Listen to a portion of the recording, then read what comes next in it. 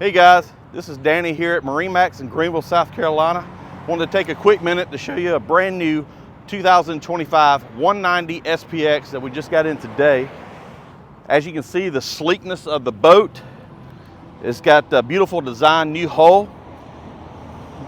You can see how it swoops down in the back and has an integrated swim platform on the back. It's got your non-skid surface back here. One thing that Sea Ray's always done is had a molded in non-skid area here.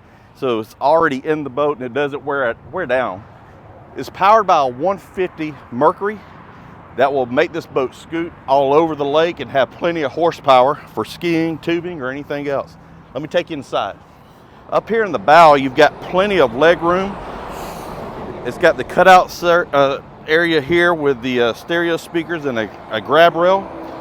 You've got an anchor hatch right here for your anchor storage. You got storage underneath all of these seats up here in the front.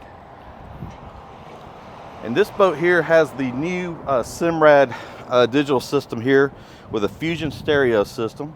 You've got a couple of plug-in areas here for your phone. It's always good to keep your phones charged out on the lake.